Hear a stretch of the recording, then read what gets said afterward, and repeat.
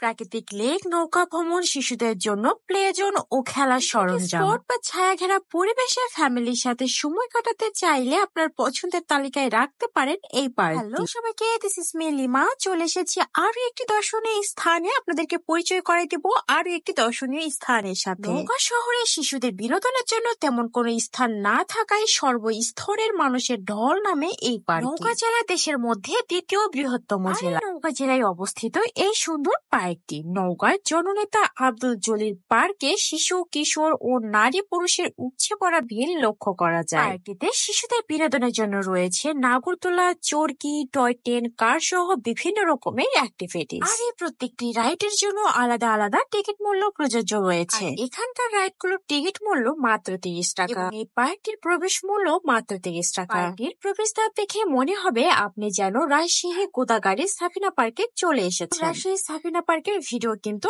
আমার পেজে দেওয়া আছে, চাইলে আপনারা দেখে নিতে পারেন। নওগাঁ জেলার অন্যতম আকর্ষণীয় পর্যটক কেন্দ্র হলো জলিল পার্ক। ঝর্ণা ও পাখির কলতান পার্কের পরিবেশকে আরো বেশি সজীব করে তুলেছে। প্রাকৃতিক সৌন্দর্য, নির্মল পরিবেশ এবং বিনোদনের সুব্যবস্থা থাকায় এই পার্কে স্থানীয় দূর দূরান্তের পর্যটকদের জন্য একটি আদর্শ গন্তব্য। জননেতা আব্দুল জলিল পার্ক নওগাঁ শহরের অদূরে নওগাঁ রাজশাহী হাইওয়ে সংলগ্নে অবস্থিত। পার্কটি সবুজ গাছপালা, ফুলের বাগান এবং কৃত্রিম লেক যা ভিজিটরকে প্রকৃতির কোলে শান্তি দেয়। জলিল পার্ক নওগাঁবাসী ও পর্যটকদের জন্য একটি উল্লেখযোগ্য বিনোদন কেন্দ্র। সঙ্গে আধুনিক সুবিধার মেলবন্ধন এই পার্কটিকে আরো বিশেষ করে তুলেছে।